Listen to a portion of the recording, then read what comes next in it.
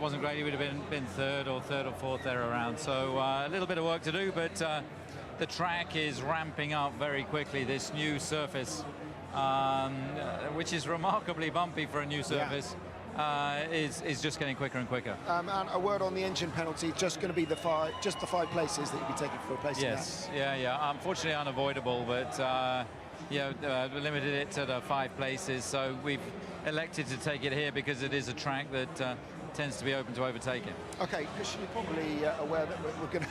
Obviously, we've been the talk of the town. What happened last time in Mexico, the 2 sets of 10-second penalties that you got. Now that you've had a bit of time to reflect on it, obviously you always come out and support your driver, but do you think he crossed the line at all in either of those?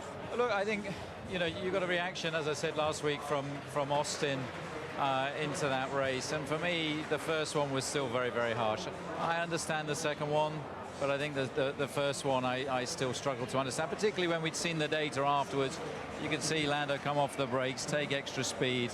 He braked later than he did on his fastest lap. Christian, you mentioned the regulations or the rules or the code or sporting code as well is involved with this. So it kind of becomes a kind of almost subjective opinion sometimes with the stewards. But you want it to be clear about the regulations. So do you discuss going into Grand Prix whether it's fair enough if you use those regulations to basically press home an advantage, and you might get a penalty, but in the long run it's worth trying? Because Max said sometimes you win, sometimes you lose, and I think, as I understand what he's saying now, he's saying, listen, I know I'm running people off the road, but the regulations might permit me, I might get away with it, it might be worth it. Is that a strategy of Red Bull's? Not really. No, I think it's more the opposite way around. It's the inverse way of that, where the car on the outside, it's almost like going for the offside rule. And they're trying to get ahead or show that their nose is ahead going to the apex, so come off the brakes and just carry speed. Now, of course, if you're on the outside, you're inherently taking more risk because the inertia of these cars will always carry you to the exit of the corner. And of course, the inside car, taking that sharper line, it will take that. So this is where it becomes very difficult to allow a car's width for the car on the outside. It's sort of redefining all the principles of how these kids go racing from go-karts upwards. So I just want to get something clear, because it's getting tight now in the championship. Well, at least it's getting tighter. And so you don't take a view that it may be worth doing a few naughty moves, and we might get away with it, but it may also impact the guy you're fighting the championship against, which is Lando. So even if you get a penalty, in some way it's a good tactic because it's compromising the competitive championship. No, not at all. I mean, I think, look, we want to go and race hard and fair, and I think that incident, amongst others, will no doubt get discussed. And of course, what you want as well is consistency. We saw several instances, similar to that when some went punished, some went unpunished. And I think this is where the race director and the drivers, no doubt, will sit down and discuss this, because we all want to see a good fight to the end of the championship.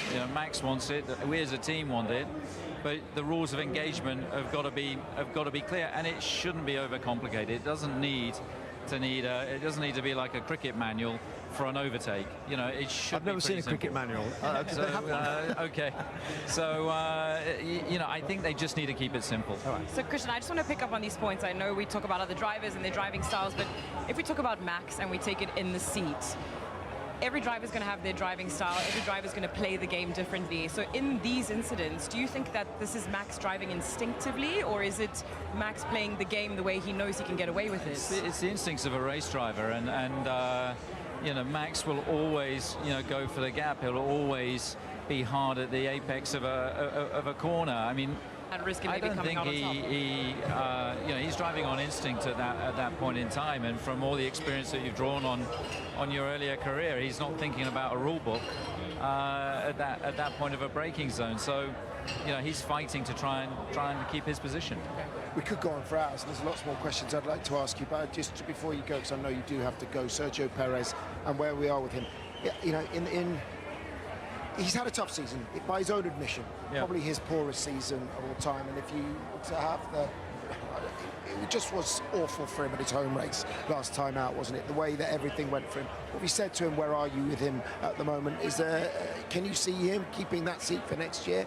Well, look, I mean, we're doing our best to try and help rebuild his confidence. He had a horrible weekend in Mexico. We've changed his chassis this weekend. It's an older chassis that we've put him into, just to give him that hopefully extra boost of confidence. But you know, Sergio, he's a seasoned campaigner. He's been around long enough that he knows that this is a results-based business, and you know, he knows that this season has been under par for him. So, and nobody's more acutely aware of that than Sergio. But we're doing our best that we can, you know, to support him. Thanks, Christian, for coming out and talking to us. As I mentioned, we'll let you get going. I mean,